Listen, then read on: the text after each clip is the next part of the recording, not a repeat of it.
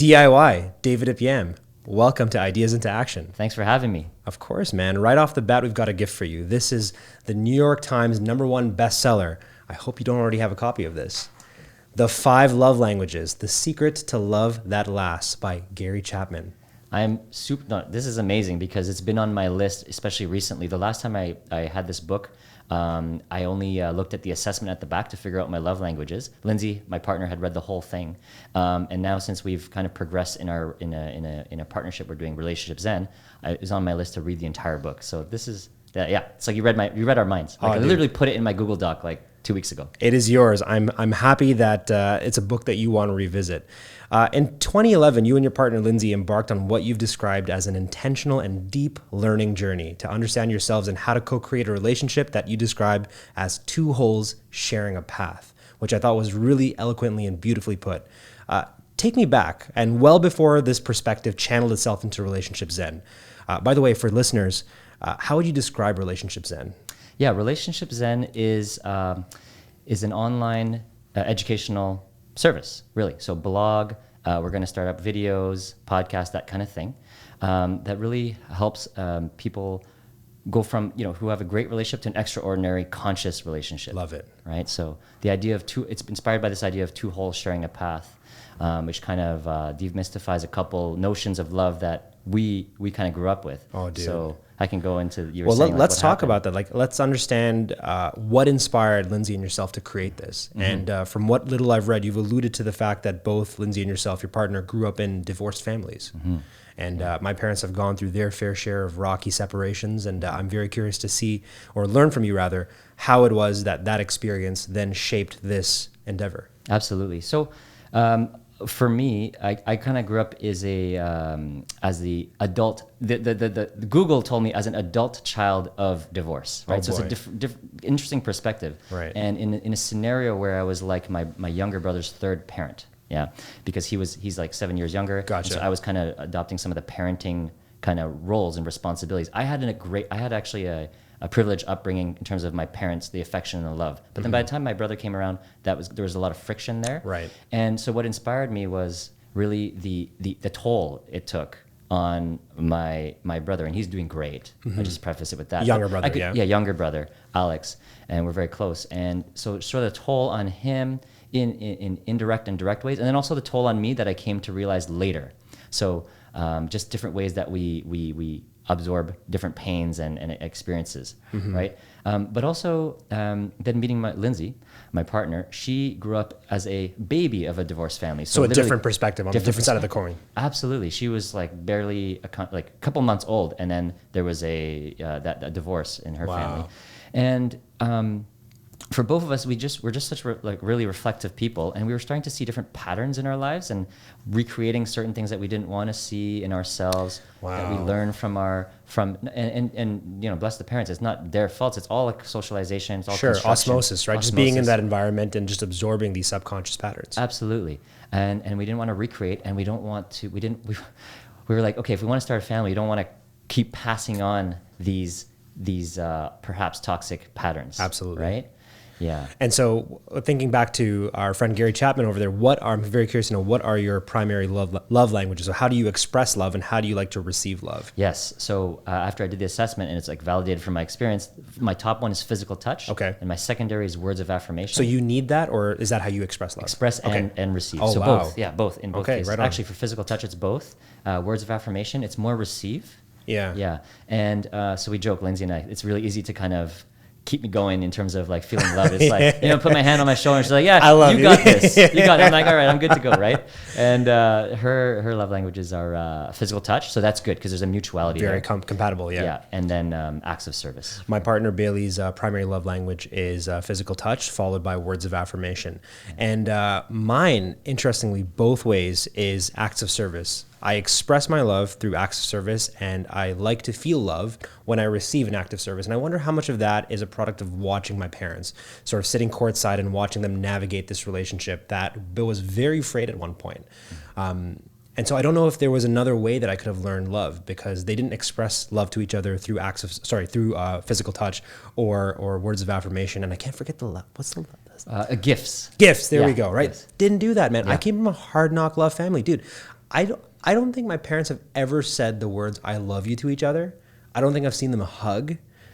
I think they've given gifts once in a while, but really so that's how you they saw it growing up. That's the model you had. Exactly, and that's I had that, and I had the media, and that's how I learned how to navigate my relationships. And you've spoken very eloquently about warped perceptions of love through the media, and you've used the words over here.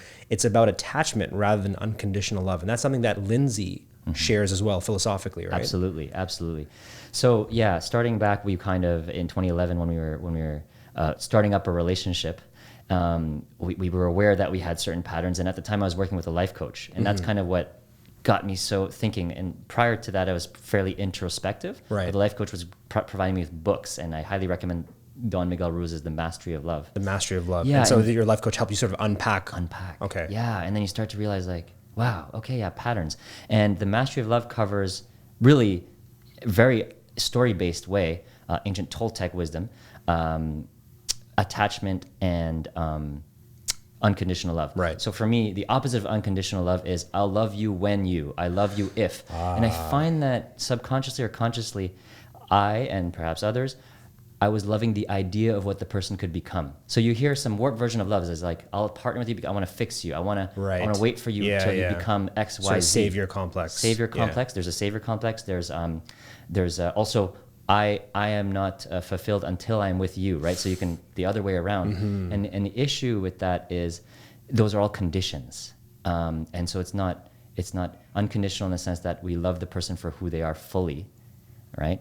And so it's such a fundamental shift, and so that's why we say two wholes sharing a path. Right. It's fill your own cup. Yes. The other person fills their cup. And then we create together a pool of love or whatnot, however you want to look at the metaphor. That's so interesting, man. I think growing up, I subscribed to this idea that you should be in a relationship to complete yourself, and that you find somebody that's also incomplete, and together you form one normal person. Yeah. But the older I get and the more I find myself in deeper with a very fulfilling whole relationship that exemplifies your mantra over there, two holes sharing a path, I'm realizing that you've got to fill up your own cup. You've got to be a complete person by yourself. You've got to be in love with yourself and self-sustaining, and then you find somebody else and you co-create together versus completing each other in the way that we were raised to believe. Yeah, absolutely. And then both of us grew up in sort of with religious history, like in terms of my family was Catholic, and then her family United Church. And you'd hear at these weddings like my half and your half, and ball and chain, shackles, and you know, like kind of till death do us part. Right. And there's nothing wrong with those things, but it's conditional language. It's conditional, yes. Got you. And we only have the present. We don't know what's going next. So that was kind of. So. And can I share a quick? Yeah, absolutely. Quick please. story. So when I came in 2011 with Lindsay, I had flipped the idea so much of this. I was resisting because of, here's an example. So I saw my parents and I didn't know the impact it was having on me. And I used to say in my case, as my girlfriend, any present girlfriend is actually my future ex. I would just go in. Any present girlfriend is my future ex. Yeah, I would go in that way as a psychological cue, not to, so that I don't take it for granted. Put it into present. But then what I didn't realize, it was also fear-based. Yes. Right? And deficit so that was thinking, right? You're assuming that you're going to lose them. Exactly. And so it was becoming a self-fulfilling prophecy. Yes, I didn't fall into those intense fits of infatuation. And so I avoided a lot of those issues. Okay. But then I get other issues where, you know. Right. So initially it was a defense mechanism. It was a defense mechanism. But then it also became something that sabotaged your relationship moving Correct. forward. And so when that shift took place, then you found yourself now in a loving, fulfilling relationship with Lindsay. And it's been 3 years, sir, that you've been married. It's 3 years since married, and then together like 8 or 9 years. That's incredible. And together you've started this business where you work as relationship strategists. That's right. What does a relationship strategist do? I have an idea of what they do, but I'd love to hear from you, sir. So we called it strategist because actually, it's interestingly enough, a lot of the principles that we applied to our own relationship come from principles you'd be familiar with in terms of entrepreneurship, business, leadership development, management. So one of our popular posts came from was called relationship strategic planning, part 1 and part 2, where we literally use concepts you might find in the world of business. And the idea is that we're a team and we're co-creating this thing called love, right? And it takes work every day. Absolutely. Right? So today we were just fine-tuning an aspect of our relationship protocols, and we were thinking daily stand-ups. Right. Daily stand. We do, and in a very agile way, right? Yeah. In the morning, you're at the kitchen, you're preparing some meals, and that's a daily stand-up. Yeah, basically, yeah, right? absolutely. No What are we going to work on? Yeah. What are we looking forward to, right? And at the end of the day, we do you could call it recap. A recap. Recap. So Yeah. we do like, what are your something we're grateful for about each other. We do 3 gratitudes both ways, things like that, and it's just a playful way to remind ourselves so that we also believe in life integration. So it's not that I have to flip my mindset from work to relationships. It's really one in the same, in the sense of the amount of time and attention. Well, I found, sorry, I'm just going back to some parent life, right? Is I found that what I learned from parents and some other models is they'd be a certain way at work, could be excellent at work, but difficult to apply in the relationship. Yeah. Right? Or vice versa. You're not There's having a great total time at work. context switch, right? Yeah. Or not having a great time at work, having a great time in the relationship. I wanted both. Yes. And I knew we could do both. And I imagine that there's some listeners right now who are hearing this and thinking like, that's a really strange practice to bring into your life, where you treat your relationship with a level of intentionality and systems that you would apply to work. But I can tell you with absolute confidence that the absence of that intentionality leads to a disastrous relationship. Absolutely. Like, I think my parents, at least before they sort of started falling in love with each other again very recently, with the help of processes and systems, were existing in free fall. There was no expectations that were communicated. Communication itself was limited because they didn't have those traditions. They didn't have the equivalent of the stand-up that you talked about. Right. So it might seem corny on the surface. It might seem like, I'm not going to do that in my relationship, but trust me, you will be better for having done it. Absolutely. I mean, it's like maintaining a fire, right? You got to keep feeding it. Of course. Right? You got to keep on stoking it, fan it, all of that. Exactly. Right? And so it's an active process. Absolutely. And thanks for sharing that. I mean, Lindsay and I care about our relationship, so why not put the time in? So that's where the word strategist came from at first. Mm-hmm. And then we do a lot of facilitation, we do a lot of writing, education, and we just found that there's a certain style with our posts, and it usually kind of typical strategy, the what, like what's the current state? What do we want the future state to be? How do we bridge the gap? Right. And we kept following that model. And that's incredible. And how's business going so far? So it's been a blog. So interesting. It was a side passion at first. The way it started is Lindsay and I blogging was becoming popular. Yes, absolutely. Right, in 2011, I think. Yep. Or maybe it was already, anyway. Still continuing to ascend. Like, I think the relevance of blogs is only increasing, especially with like Medium.com, for instance. Yes. It's just found a new life altogether. Yes, I've been thinking about that, Medium. And Lindsay was learning to blog through work at the time. Right. It was a requirement. And we were like, okay, well, let's reflect on the relationship. And people were saying, we want to look inside the relationship. They knew us from different circles, we want to see inside. So we reflect. But primarily, it was for ourselves to grow and learn as reflective relationship practitioners for ourselves. That's amazing. And then in the process, you've learned to share that with people. Share that with people, yeah. And we're both educators, so it kind of fits the flow. And then in 2018, we decided to turn into a side hustle, meaning trying to find a way to monetize it. Just as an exchange. And so we started hosting in-person workshops in last year, 2018. That's a good natural extension of that. Exactly, yeah. And so we tested that model, and it was great. And then we found this whole world called online businesses and online courses. So 2019 is all about building that up. And let me tell you, I thought it was going to be the easy route. Dude. It's not easy. It's not easy, but it's worth it. Yeah, I mean, we're starting to roll out advertising on this podcast right now, and one of the ads that we're going to run is for the Skillshare course that I produced. That's right. And man, the mantra of build it and they will come is not true. That's I promise you that it is not true. You have to actively market and let people know that this course exists, and things like this that we're doing. We're sitting down here and having a conversation, but hopefully what this is going to do is anybody who is in their customer journey in need of the services that you offer, or I offer, will know that this is a thing that exists. Absolutely. And the motivation came from two places to evolve from in-person to online. Is one, people were saying, we want to be there, but we can't make it to that time in that specific space. Gotcha. Right? Right. Like it's so bound by time and space. And also geography as well, right? Yeah. Right? They've got to be within the GTA. Exactly, right? And so we want to say, okay, we'll build something that can reach you, that can be where you're at, meet you where you're at, right? That's the first motivation. The second motivation is to reach more people that wanted to, that may not know about us because we're geography bound at the moment. Right.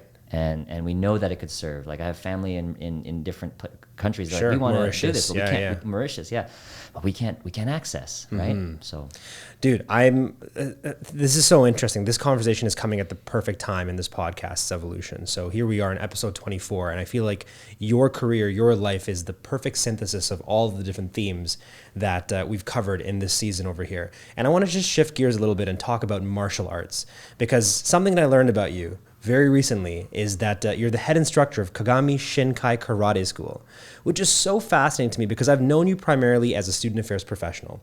Then I've learned about your entrepreneurial endeavors. I've learned the fact that you're a speaker, facilitator. I learned about Relationship Zen. And now I've got this curveball where you are somebody who engaged first as a student back in 2000 and then as an instructor in 2007. And I feel like if we explore this, I might, and the listeners will have a better understanding of the level of intentionality that you bring that is your trademark across your entire portfolio of things that you work on. But before we get into that, you said that you were inspired by martial arts movies growing up. Yes. That got you into it. Let's nerd out a little bit. Tell me about what are the martial arts movies that got you into this? Okay.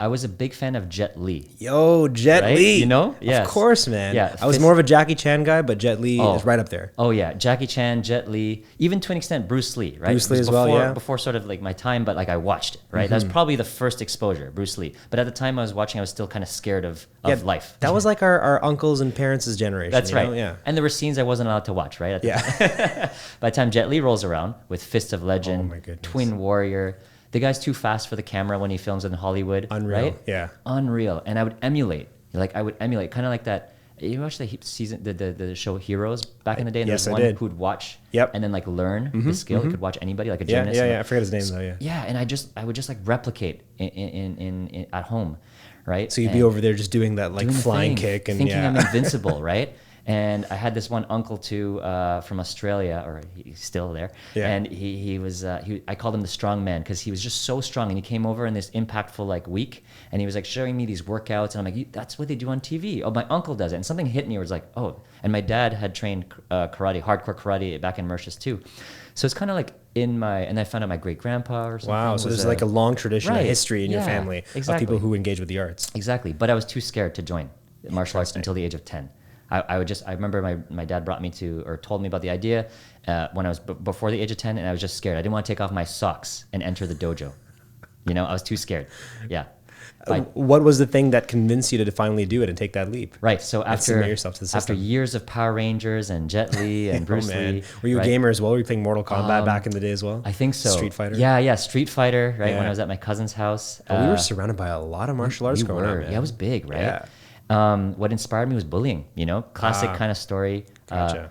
Being bullied, right? Right, yeah, same here. I was bullied as well, yeah. Right, yeah, and then I think, it was hard, right? Yeah. And it was a way to kind of channel the energy, I guess, or to awaken the person within me. But I didn't know that. It's just I kind of listened to my dad, and I was like, okay, I'll go. And now you have a much more intentional approach to this, and you work on something known as somatic experiences, which I just learned about today, and it blew my mind. So the way you've described it, or the way at least I read about online, it says that somatic experiences are a body-oriented approach to the healing of trauma and other stress disorders. Yes. And you teach that through martial arts, which sounds strange because when you pair that with karate, which seems like a primarily offensive martial art, how is it that an offensive martial art can help you with the healing of trauma and other stress disorders? Like, how does that work? It's very interesting, yes.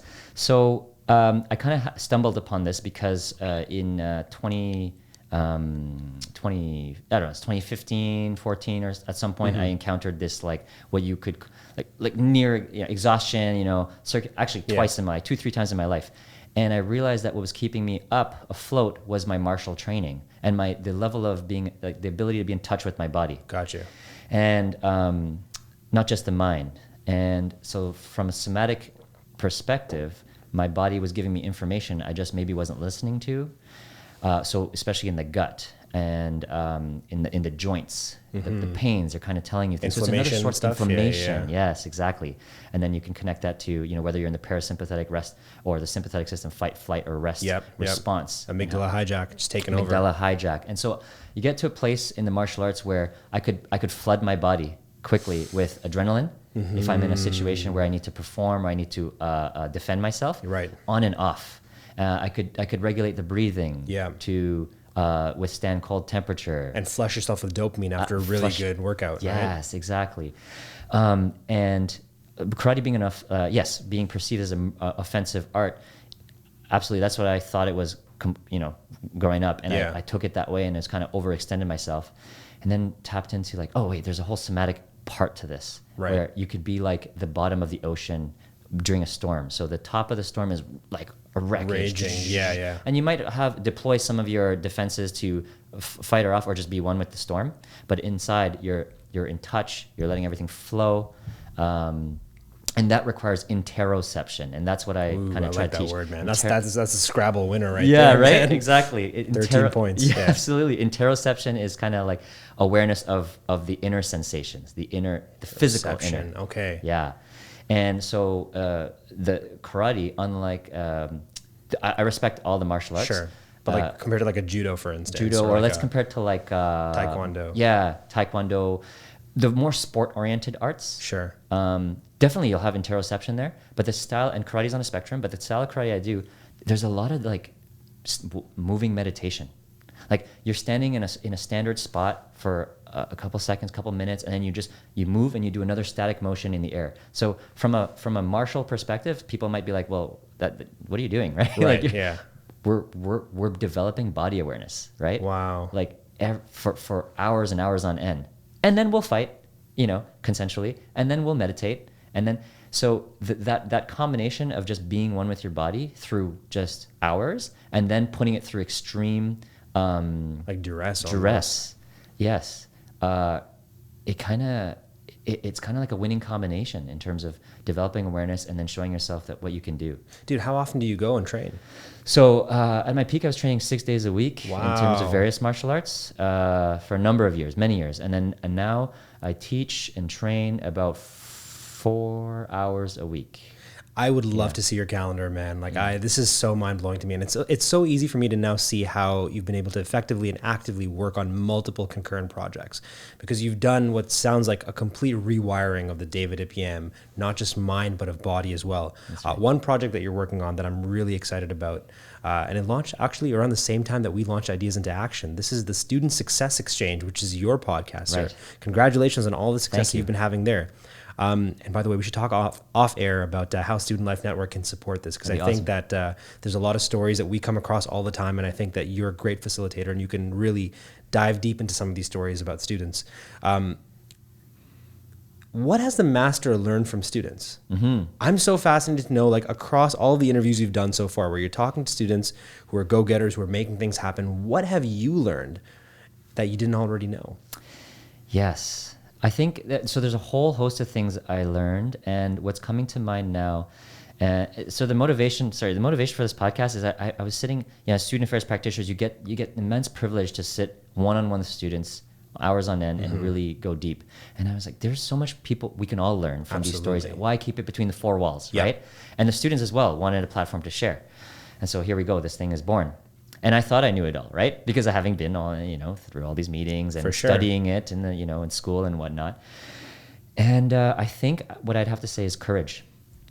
Some of these students shared some really vulnerable stories. Of course, yeah. And on this open platform, right?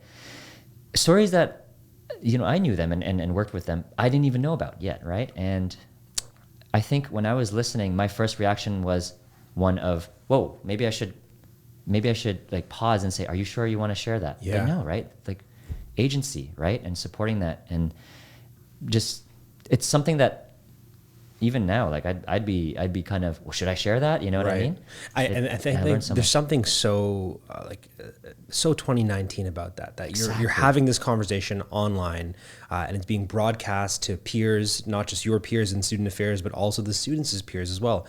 And the hope is that somebody listens to that and they're able to relate, and even if they can pick up on just one idea and sort of rehearse a scenario through that conversation that helps them to deal better with that scenario when it appears in their own life, I think your job's done. Yeah. What a novel thing that you're doing. And I remember when I used to work in student affairs, one of the mantras that I would always say is that just step outside of the office. Your customer is right there. Exactly. Your stakeholders right there. And now you've taken that and really made it not even a process, it's a lifestyle now. Yeah. How often do you record? So I kind of do the batch recording, right? Mm-hmm. So I'll record like 10 in a month, and then I'll publish later. There you go. Just so people can binge the season afterwards, right? Absolutely, yeah. I kind of like, should I release week by week, or should I kind of just leave it all up? And I'm still figuring it out. Who Dude, knows? it takes a lot of humility to sit down with a student and have that conversation. Again, like you alluded to the fact that you've studied this, you are studying this, you're working right now at York University. I mean, you've been involved in this industry for a very long time. You're familiar with all the theories. What gave you the courage to cultivate that beginner's mindset in the first place? Because I feel like you've got a beginner's mindset with all of the things that you have mastery in, which is just such a fascinating array of features to have and attributes to have. Yeah, thanks. And I think I have to bring it back to the martial arts. There's a karate saying that says, from white belt to black belt, you learn the tools, and at black belts, you learn to use them. Whoa. Wow. So Okay. you're That's constantly great, in a man. bigger mindset, right? Yeah. And so one of my top values is learning, and then the other one's add value. So in my quest to add value, I end up teaching and learning, and so I just constantly feel like I just developed this curiosity, right? So that's kind of what drove me, and I just know that we can't just keep studying, as you said, the user, right? We can't just keep. I couldn't just keep studying And students make assumptions about and make them, assumptions, right? Yeah. and it's so easy to do that, especially as I felt moving up into management. It kind of separates myself from students. Right. So this was a great way to say, hey, no, this still matters, and there's so much more we can learn despite all the theories. And I love it, man. Keep at it. I think the project that you're doing right now is a fascinating one, because I feel like we're in this age where we're just relying on the data, overly relying on the data. That's right. And especially as big data becomes more accessible, I think that the tendency is that we just interpret the data and then make decisions based off of these broad patterns or even small patterns that we can see. But the anecdotes, they're something else. They're powerful. Stories are the fundamental unit of human understanding. And until you sit across from a student and you hear those stories that are moving, that I'm sure some of them have probably even brought you to tears. Oh, absolutely. Yes, absolutely. I mean, that's the stuff that impels you, that compels you, man. Yes. And just to that note on the human-centeredness in this work and in the work that we could bring in anywhere, right? So this new job I have is really just diving deep into human-centered design. And it's just I didn't have the words for it before, but now it's like, okay, yeah, now we can study that, right? I love it, Put man. words to it, yeah. Dude, this brings us to the Halo Skull Challenge part of the podcast, where we have a fun game for you. But it's a totally optional game, and no one in the history of the show has declined it. But if you want to decline it, it's entirely up to you. Or I can give you veto power in this, because it's a really, I would say compared to the other games we've played, this one's a little bit risque. Okay. This is 21 fun and sexy questions to ask your partner, courtesy of Huffington Post. Wow. So I already took off my blazer. I don't even know where it is. Here we go. You're familiar with the game 21 Questions? Yes. So I'm going to ask you these questions. Now, you can see me as Hamza, or you could choose to see me as Lindsay, depending on how you want to answer these questions. You could also veto any of these questions if they're a little too excessive, man. First of all, sir, would you like to play the game? Let's play. Let's play the game. All right, so these are 21 fun and sexy questions to ask your partner. First, shout out to Huffington Post, man. Just quality journalism. Absolutely. Question number one. What actor or actress would play you in a movie about your life? Ooh. Okay, I'm going to go off like the latest answer is Keanu Reeves. Yeah. Only because I don't know much about him, but some people have said like my forehead reminds them of Keanu Reeves. Oh, if I'm wearing certain like glasses, maybe a trench coat. Yeah, I could totally see that, man. And he's a martial arts enthusiast. That's crazy, man. So We had Daniel Breeze on a couple of weeks ago, Yeah. and he looks like the spitting image of Bradley Cooper. Now I can't unsee it. There you go. Dude, if we trade shirts after this, and you just kind of mat down your hair down the middle, you're basically John Wick, man. Absolutely. You know what? If Lindsay's into it, then we'll say Keanu Reeves. Done. Who would play your love interest? Ooh. So who would play Lindsay? I'm going to say, again, I don't know much about the celebrity culture, but from what I've seen, I'd throw in Jennifer Lawrence. Done. If you had to go a week without your phone, what would you miss the most about it? My calendar. Absolutely. Yeah, it's got to be the calendar I'd miss. Wouldn't know what to do without it. Absolutely. Have you ever laughed so hard you peed your pants? No, actually. I can't think of anyone in my life who's laughed so hard they peed their pants. Where does that expression come from? Yeah. Yeah. So, somebody must have peed their pants back. Yeah. But I suppose, yeah. I mean, I can see it. I haven't had it. No. Yeah. If you woke up tomorrow as the opposite sex, what would be the top 3 things you'd do? Wow.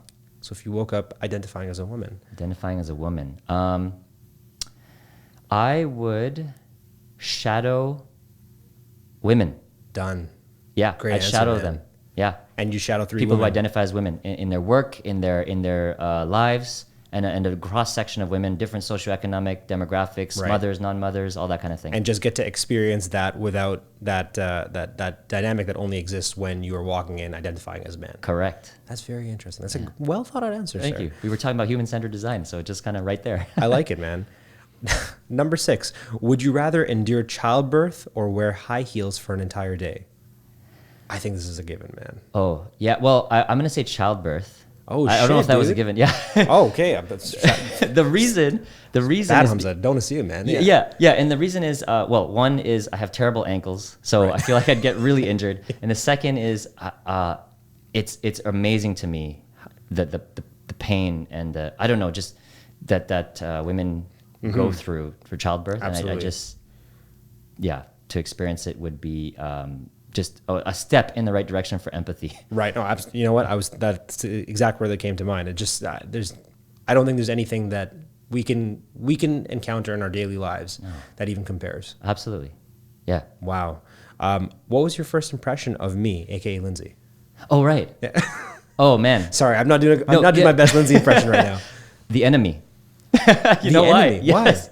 Because we were on opposite political slates in university, like in terms of Really, eh? student union. You ran against each other. Absolutely. We ran against each other. Actually, I had run against, so I was part of one wing, which I will not name, and then in one year 1, and then she ran with the opposite wing in year 2. Oh, damn. And of course, I was still supporting my wing, but not running.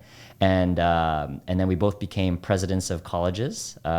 And so I was like, you got to keep your enemies close. That's it. Got to know what's going on here, right? Hey, you kept him a little too close. You got man. too close, exactly. We joke about it, right? Exactly. That's exactly what happened. Yeah, I don't think that's what the quote meant, but hey, as close as There we as close go, as you man. get, right? And turned out not to be an enemy, just another person trying to make the world a better place. I love that, As is the case for many, people that we might qualify as enemies. Yeah. Absolutely. Question number 8. Now, Huffington Post is coming in hot with this question. Would you rather use whipped cream or hot fudge? And they provided no context. So, however you choose to answer this, the listeners will assume. I'm gonna say hot fudge. And this is on But your it's got to be Sundays, quick right? so it doesn't melt. Yep. It's too hard. Could. Who makes these lists? Who sits down and writes these lists, man? What do you think is Lindsay's best physical feature? Ooh, physical feature. Top to bottom, but then top to bottom for sure, like everything. And I would say that when I first met her, what the initial reaction, I would say legs. There we go. And what would she say is your best physical feature? Okay, when she met me, it's probably like just the muscles, because Okay, I had all right. a lot of muscles back in the day. Oh, you're still hiding it over there, man. I see the definition there. Man. Thank you. Yeah, I don't know what she'd say now, to be honest. Yeah, I'll have to ask her. The Keanu Reeves forehead, man. That's it. The Maybe. Keanu Reeves forehead. If you could be on any reality TV show, which one would it be?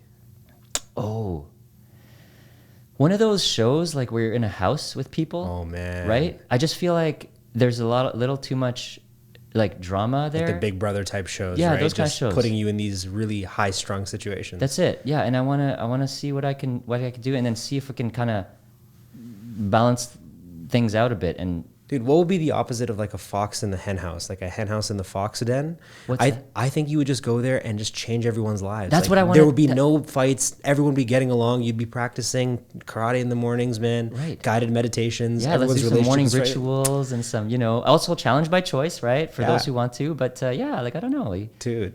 and It- model something else. Why for not? people? Right? Why not? Have you ever obsessed over anything like toys, movies, projects, people, problems? Ooh, obsessed. Define obsessed. It In your- consumes you. Oh. It occupies all your time, energy, and attention. I guess I go through obsession sprints. It's the way I get things obsession done. sprints, Sprints, okay. like weekly sprints in a way. Like I'll pick, like if it's the 5 love languages Yeah. that you provide me, I'll go through a weekly, a 1 week kind of obsession over it. My whole world becomes 5 love languages: work, life, and then I'll make sure I teach it. I'll make sure I read it. I'll make sure I'll like mind map it, and then it just gets integrated. I like that. And then sort of whatever dissolves, but whatever sticks just becomes part of the system then. Exactly. You know what? That's a really interesting approach. Just really get into whatever it is that you're learning and obsessing over. I think that's how I approach books as well. Yeah. Here's an interesting one. If I handed you $1,000 right now, what would you do with it? I'd probably invest it. Smart. Yeah, I don't know. It's just, yeah. No, I definitely would invest it or yeah, put it in a mortgage or something. There we go. What were your nicknames growing up, including the ones you didn't want to stick? Oh, I think, there was Dippy. Yeah, I think because like my email is Ip Yam, yeah. Yeah, Then, D and then Ip Yam, right? Oh, so okay, there we go. So DIPY, Dippy, yeah, DIPY, and then DIY. DIY. DI, DI. yeah, which I didn't like because it's IP, it's Yeah. Ip Yam. And DJ Danny, no, that's DJ Danny D is Z103, sorry. DJ, Great reference, man. DJ D, something D. I feel like it was inappropriate and I can't remember it anymore. Something.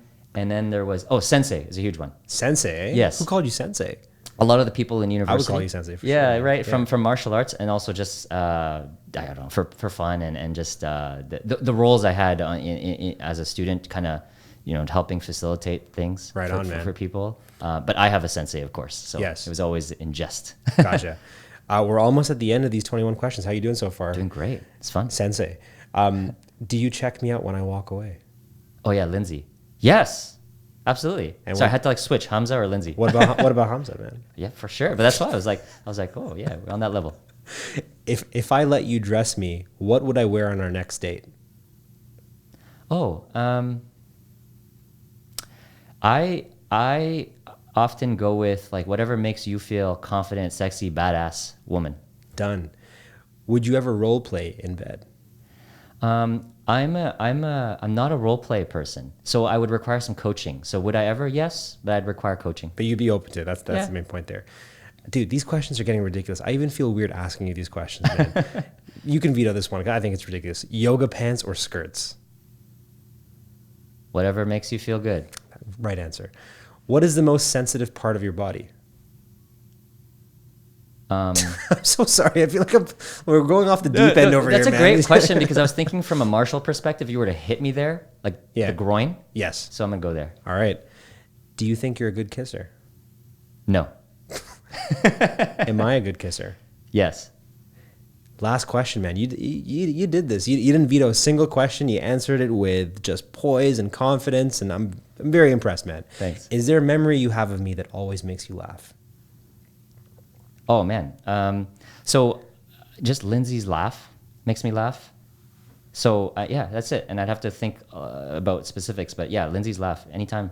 And the beauty is that you get those memories all the time. All the time. Shout out to Huffington Post, man. Thank you, It started Huffington Post. really well, and then they had a weird, just sort of sultry patch in between. But Right. they asked a really good question to close it off. Absolutely. Damn, the Halo Skull Challenge with David Ip Yam. Thanks This was for the challenge. a very uncomfortable challenge. I felt a little bit sleazy asking you these questions, but again, that's the quality journalism from Huffington Post, and you Awesome. answered them like a champ, man. Awesome. Dude, this brings us back into familiar territory where we talk about now the performance point segment, where we talk about how to optimize and manage your time, energy, and attention. And I have just been itching to ask you these questions.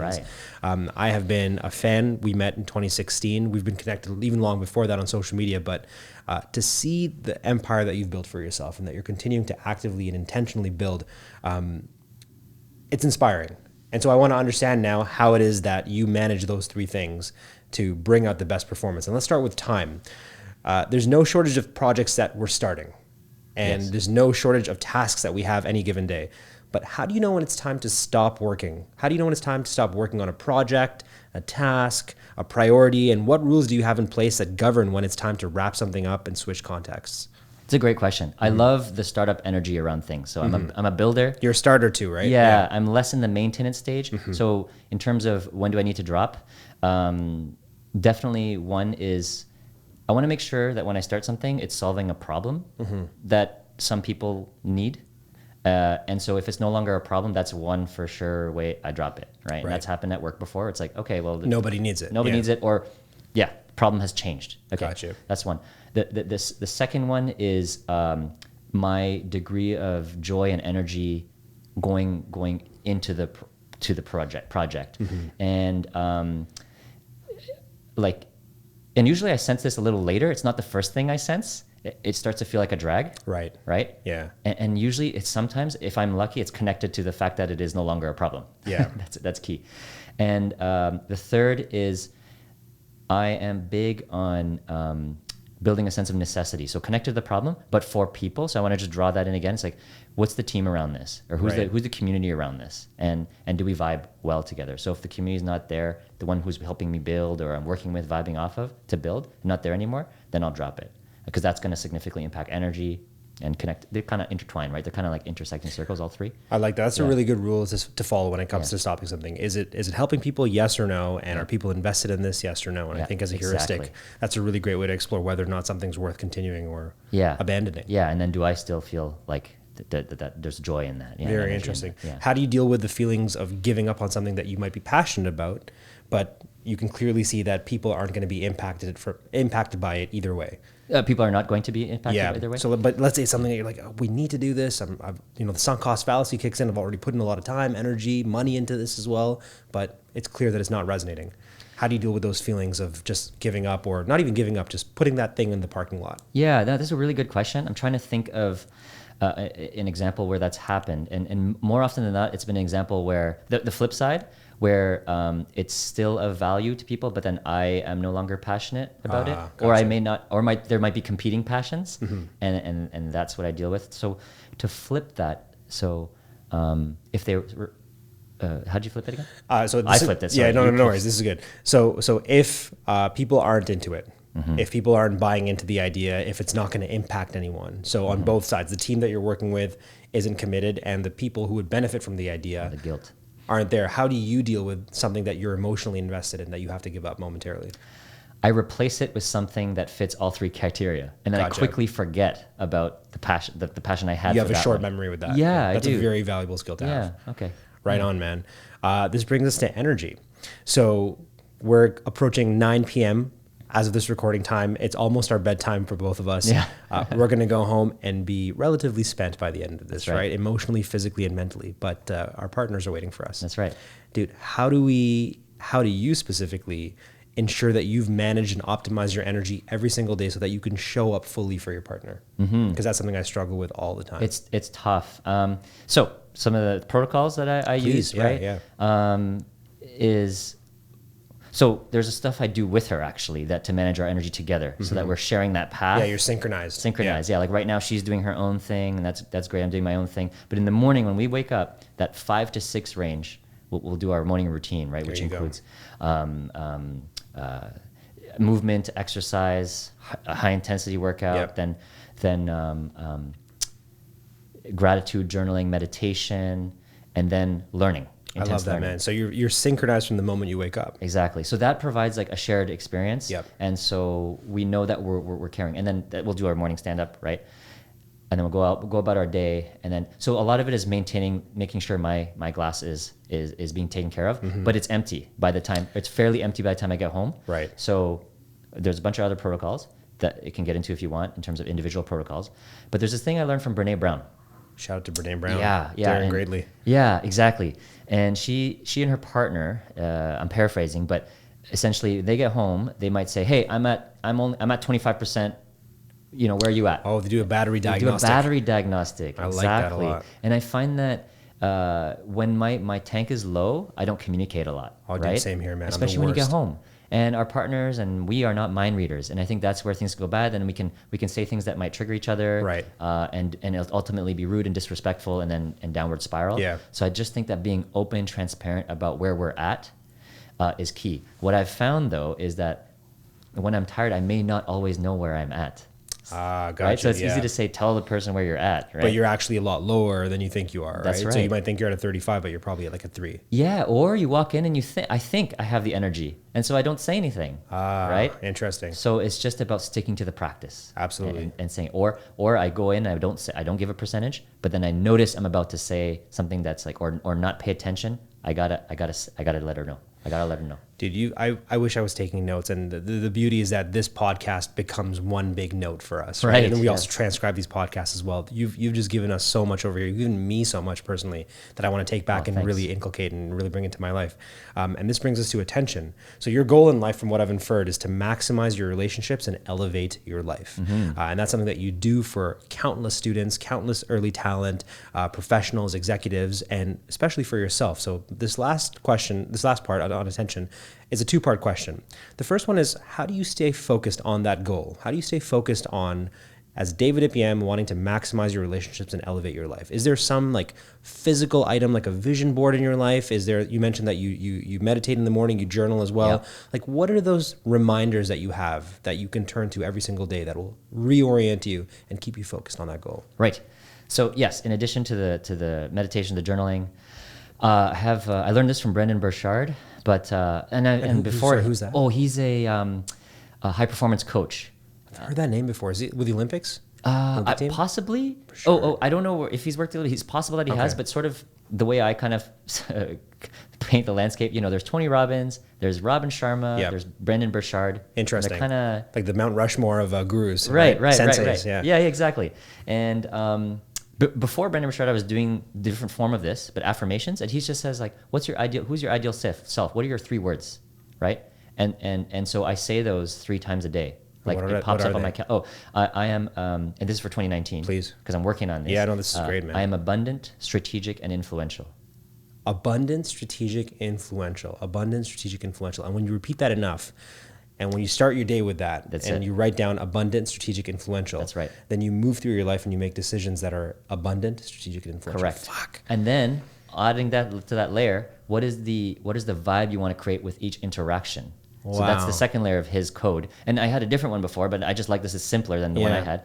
So then those 3 words. So I am abundant, strategic, and influential, and I create love, leadership, and learning. So my intention through this interview right now is I hope that I'm spreading messages of love, leadership, and learning. No, you 100% are. Man, wow. This happens once every couple of podcasts where the guest will say something that will just totally shatter and then rebuild your worldview. I've only been doing the first half of that. I've had my 3 words and I've been trying to find better words to use, which is like winning, leading, giving. Nice. But the problem is they're just so internally focused. Right. So I've never felt comfortable putting them out into the world because I haven't thought about that second part, which is how is this going to create impact outside of me? Right. Thank you, Isn't sir. it great? Yeah. Isn't it great? Yeah. You're welcome. You're welcome. And then there's just different videos I'll watch to bring me back if I'm not focused. Yeah. Like my Robin Sharma is my go-to kind of bring me back. Sure. Kind of like on a personal level, I just feel like I really vibe with him. Mm-hmm. I've He's become like your monologue, but right? Exactly my internal voice. I feel like he's there. When he speaks, he's just basically just treading on top of neural pathways that you've already created for yourself. Exactly. Yeah. Damn. And actually, for this podcast, I have a 1-pager with three words and in circles, and I was going to put it in front of me, and it said leadership plus relationship equals change. Leadership plus relationship equals change. Okay. Yeah, and it's kind of just it was just in a nutshell kind of fit with the theme of this podcast and the words I'm moving with, and but don't need it, right? So it's clearly in the head. Dude, how did you arrive at those 3 words? So the 6 words, right? Yeah. The 3 words are just how you want to conduct yourself. That's right. And then the other 3 words is how you hope to impact people as a result of conducting yourself over there. Right. What exercise do you have to go through to come up with those 6 words? Yes. So as a leadership educator, facilitator, we're constantly inviting people to take part in transformative learning experiences. So different methodologies I've used with other people, and I definitely do the exercises myself. So I've done a lot of my own exercises and other people's exercises, but these 3 words came from deeper work. So Lindsay, she's actually doing one right now this evening. She calls it a reset session. So people who are, sometimes you get in these slumps in life. Sure, yeah, you just need a little boost. That's it. Right. So she does these card kind of reading, not like a psychic, but it's sort of different. Right. Anyway, so I did the card, and I was going through like a tough time, and this theme of abundance or my constricted view of self was coming up. So that's why I came with abundant, right? It's not like purely financial, but it's just not restricted view of self. And do these cards contain these attributes on them? They contain like a message with 3 words, yeah. And the words weren't exactly there, but abundant came from there. Strategic and influential came from actually a combination of the VIA character strength survey. Yeah, shout out to that, which is based on the MBTI, right? Yes, and the Strength Finder, Gallup, Gallup. And I have my no tool is perfect, but those are the words that resonated across, and the disc profile. They kind of come up in every assessment. What's the name of this card deck that you have? Like, is it a product that's available to the public? Can we buy it? Yeah, absolutely. I'll have to message you let later. me know. Yeah, I'd like to know this. Absolutely. And maybe Lindsay, you can meet up and she can kind of. Oh, dude, I would love that. Season 2, we're looking for guests, so this is perfect, man. I would love to. I mean, shit, even have both of you on, man. That'd be a really cool podcast, right? Absolutely. And then how do you avoid distractions from that goal? So you've locked in, you know what your goals are, you have your attributes. So essentially you have your mission, your vision, your values, your priorities, your purpose. How do you avoid getting distracted? Right. I think the beauty, the trick there is in the system. So the mission, vision, values, and then the systems. And I know you talk a lot about systems. Right. Things I do on a daily basis prevents me from, or enables me to do more of what I am setting out to do. But I do get distracted, especially or I think I'm getting distracted because I've got these multiple like concurrent projects, concurrent projects going on, and they all have, sometimes the deadlines crash, and often they do on the same week, right? Yeah. And even I will procrastinate. And so 2 things I've found really helpful to avoid distraction is as soon as I catch it, and I'll either do it through interoception, like my body will tell me, or just could tell mentally or through my behavior. I'll remember who I'm doing the thing for. Right. And that just kind of, there's a people pleaser in me. Yep. and that can lead me astray, right? If it's overly tapped because you'll into. react to whatever's happening in the moment, right? Exactly. But when I'm hyper focused on these goals, and if I'm distracted, I can tap into the people pleasing side of me to just bring me back on track. I use this vulnerable part of myself that has driven me to say, hey, come back. We got this? Yeah, let's do this. I gotta put in that work so that I can show up for Hamza and with Hamza and for the audience. It brings me back. This is exciting, man, because this is coming at a time in my life where I'm finding myself sort of entering into a bit of a slump. And I'm not ashamed to admit that. I mean, this is a big theme of this podcast has been vulnerability and self-awareness. And so I feel like with all of the things happening in my life, there's a lot and it's overwhelming me. And it's sort of bringing back feelings of imposter syndrome. Like I'm not good enough. I can't rise to this task. And whenever I get caught up in these cycles, I lose sight of what it is that I'm truly trying to do. And so us meeting today and us having this conversation is happening at a perfect time in my life. And I imagine for a lot of the listeners right now who are thinking that they're lost and they can't find direction and there's too much going on, I love that you've given a very simple approach to locking in on what that goal is and avoiding distractions. So thank you, sir. You're welcome. Thank you for sharing that. And I got 2 more because please, bring it on. 2019 was bestowing us with gifts. Has been like a series of slumps for me, actually, in a great way. Like I think as you know, there's just when there's a slump. I know when there's a slump, I'm gonna learn something. It's kind of nice, right? That way. Tim Ferriss, he asked this question, like, what would this road look like if it were easy? Yes. And he got it from somebody else. Yes. Yeah. But I just love that question. What would this look like if it were easy? Yeah. It's like, okay. And I think he ended up writing a book in a month because of that question. And because distraction sometimes for me comes from that imposter syndrome or that fear of success or failure, however you want to look at it. And like not being enough. Not being enough. And so sometimes I'll overcompensate and work too hard, right? And so that easy, and therefore I'll distract myself because I want to avoid that hard work. So I'll ask, what would it like be easy? And most of the times we'll simplify the process and I can still get to the outcome. So that's another way I get distraction. Sometimes the distraction comes from actually overworking as well. Right. Actually, I was just alluding to that. So the other piece, and maybe it'll come up later as well, but I was working with a coach and she asked me a question, and a medical team too. They're like, listen, David, you got to enjoy the sweetness and fullness of life. What does that look like to you? Wow. Like, what does sweetness and fullness of life look like to you? Yeah. And I was like, sweetness is not in my vocabulary. I don't even know what that means. What are you talking about, right? You're asking me to look at this from a lens I've never considered before. Exactly. And fullness, I kind of took it from a very hyper productivity area. But when you combine it with sweetness, it's the fullness and the sweetness of just play and of just being there.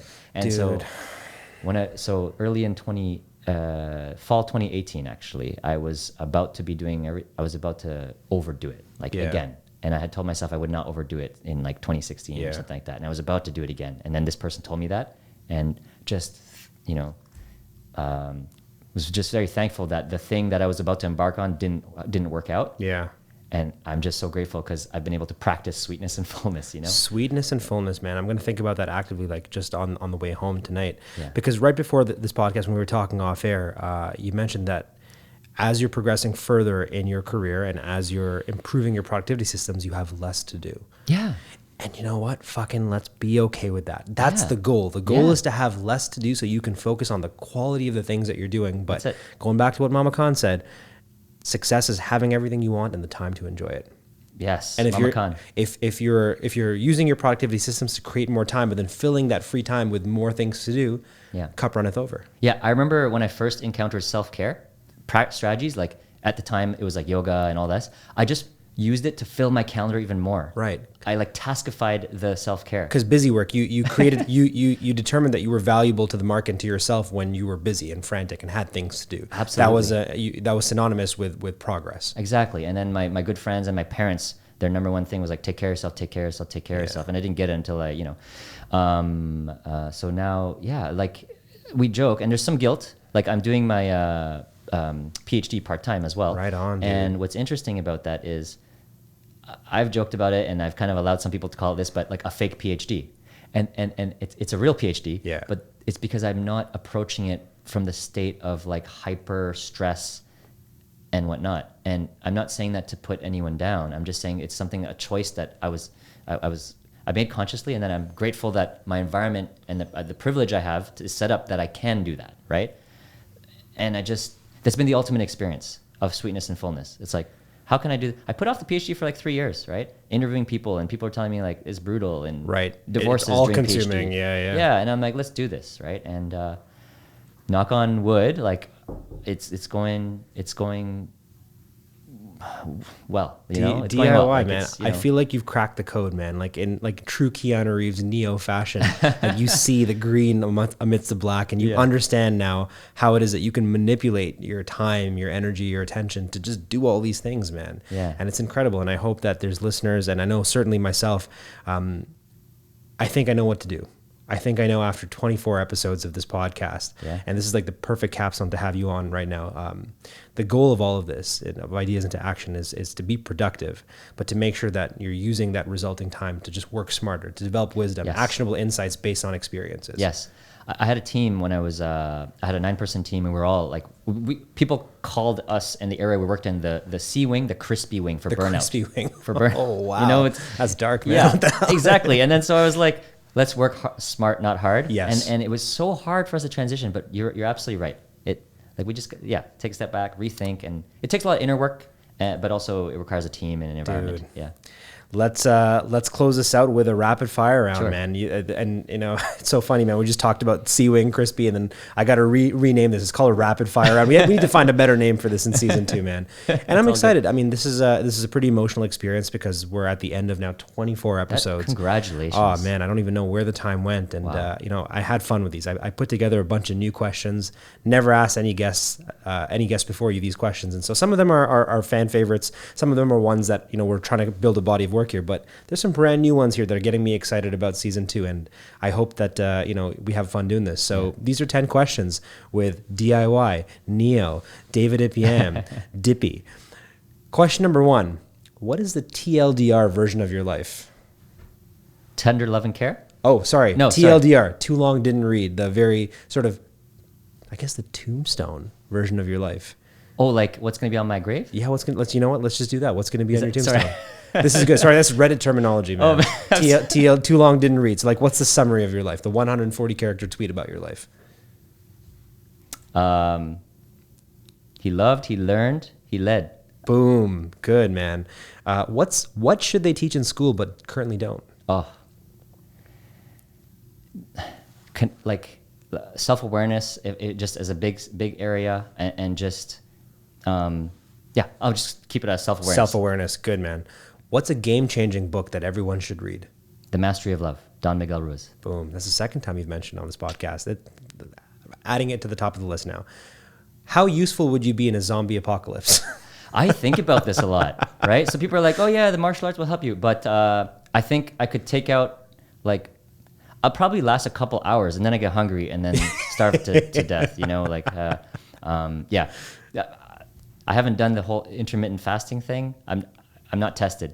Trust me, in a zombie apocalypse, I'm coming to your house, man. I would be the most useless. Quack, what do you think? Would you be useless? Useful? No, you got this, right? Perfect. Yeah, I'll take out as many. Yeah. I'll take. You know what? And maybe the adrenaline will kick in. I'll just continue taking the zombies out until it, man. You'll be like Jet Li at the end the one. He's on the pyramid and he's just boxing everyone. And how much practice would I get? Oh God. I just need to eat. And drink. Yep. And sleep. Who would you most like to sit next to on a 10-hour flight? Okay, so You can name 3 people because I feel like you just got overwhelmed for a second. I like that. That's good. That's good. the Dalai Lama. Oh, One. shit. Okay, why?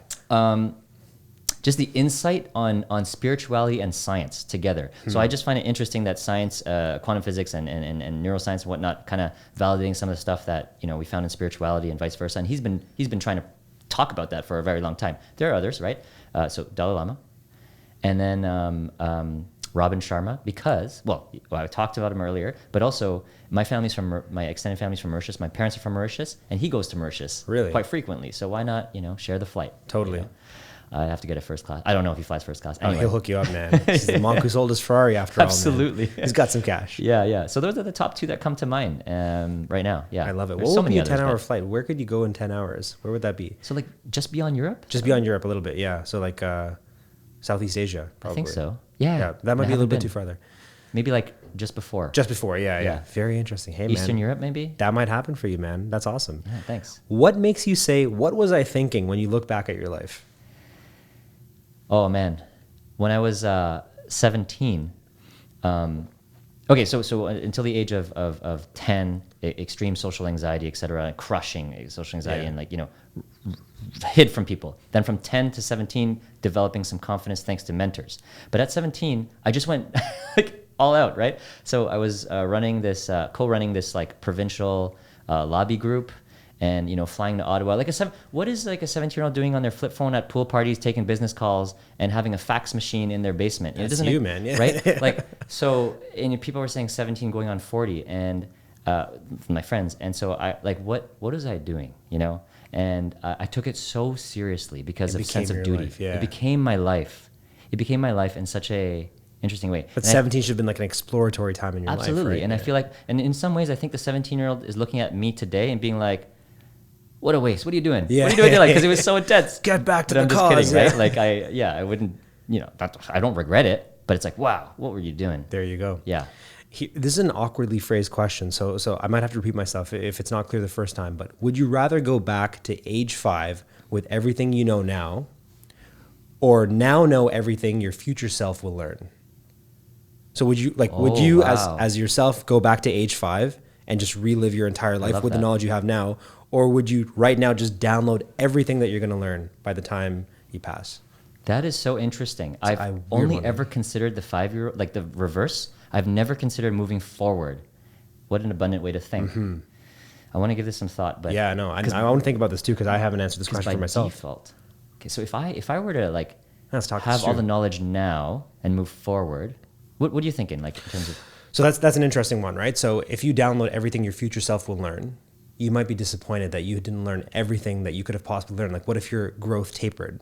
Yeah. What if you learned something that would prevent you from living a full life because you're now too cautious, or you're moving in a very prescribed way through life, and that sense of wonder and childlike fascination is completely gone. Yeah. Yes. And the curiosity is so key. And the curiosity, yeah, like that might be muted.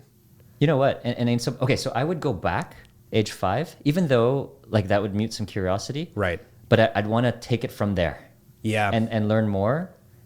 I don't know, it's very interesting. But I've always said I would always ask my friends, like, would you go back to high school with all knowledge you have now? And a lot of people say no. I say yes consistently, categorically. I always say yes.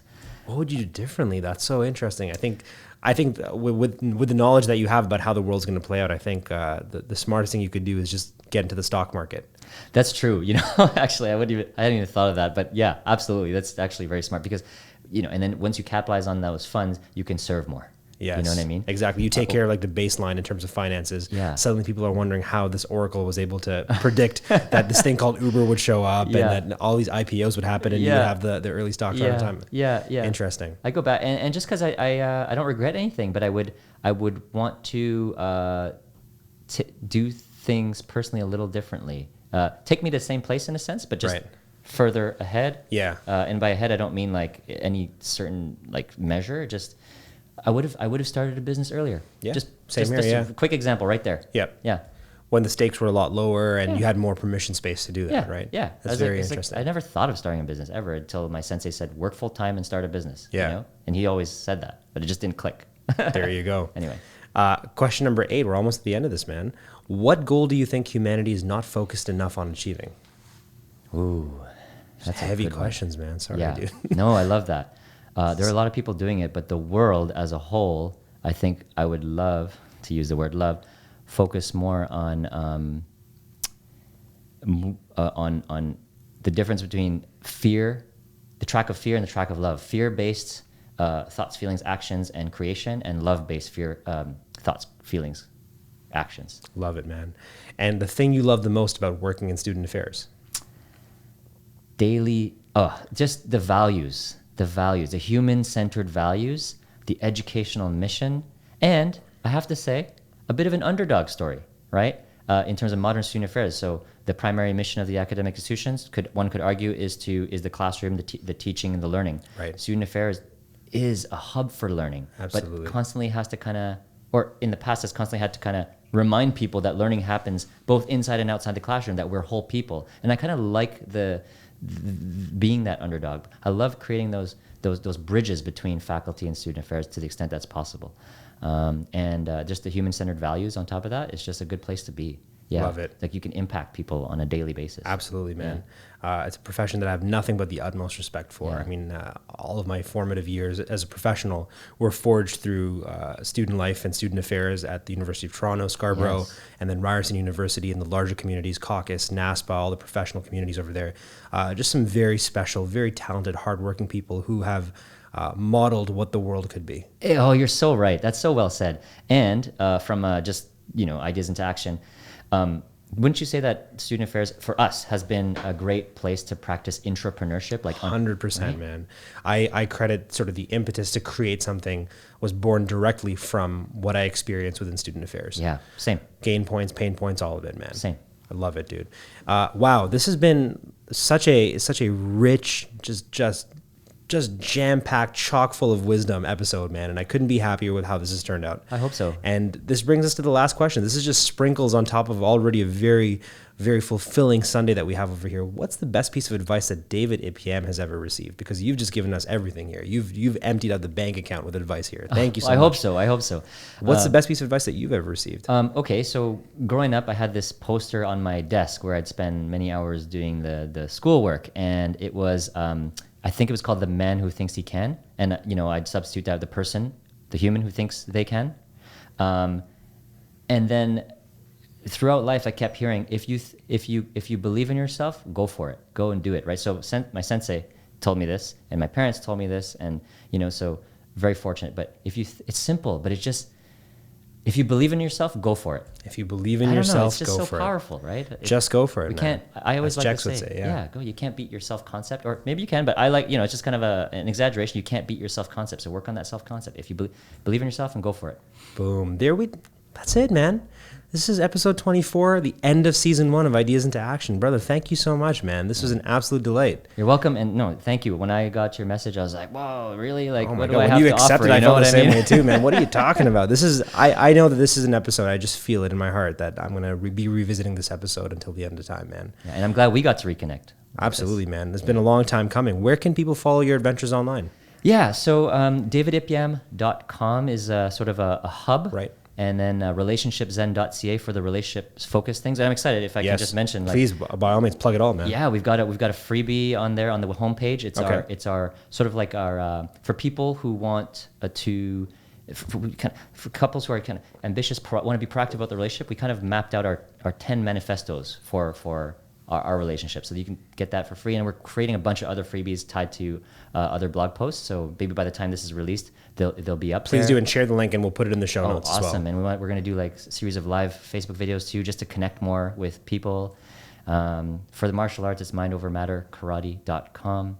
We're in Toronto. Boom. Yeah. Where are you located with the Toronto? We're at the York Mills, Bayview, Leslie kind of area. Yeah. And then feel free to follow Instagram, Twitter, LinkedIn, David Ip Yam. Perfect. David Ip Yam, DIY. There you have it, friends. This was the final episode of Ideas into Action's first season, and I couldn't think of a better guest to close it out with. David Ip Yam, thank you for being on this journey with us once again, and thank you for helping to close this out as strongly as we could. I want to take a quick second to express my deepest, most heartfelt gratitude to the listeners and viewers of this podcast. Over the past 5 months, we embarked on a journey, and people from Canada, the United States, Hong Kong, Japan, the UK, Austria, New Zealand, Colombia, Sweden, India, and the list goes on and on and on have subscribed and tuned in. It has been such a rewarding experience to produce, and I want to thank all of you for giving us a chance and your continued support. It truly means the world to us, and thank you, thank you, thank you. If you've enjoyed this podcast, even if you've only listened to one or a handful of episodes, I would truly appreciate it if you shouted us out on social media, spread the words to friends and family, and left us a glowing review on whatever platform you listen to us on. Kwaku, the team, and I are going to take the summer off. We're going to listen to the episodes, study the data, analyze your feedback, and come back even stronger in the fall for season 2. And please follow us on Instagram and Twitter. We're at IIA_podcast on both platforms. Ideas into action, family. Have an amazing summer. Turn those dreams into goals and turn those ideas into action. David Ip Yam, thank you, brother. Thanks for what you're doing, Hamza. We're out.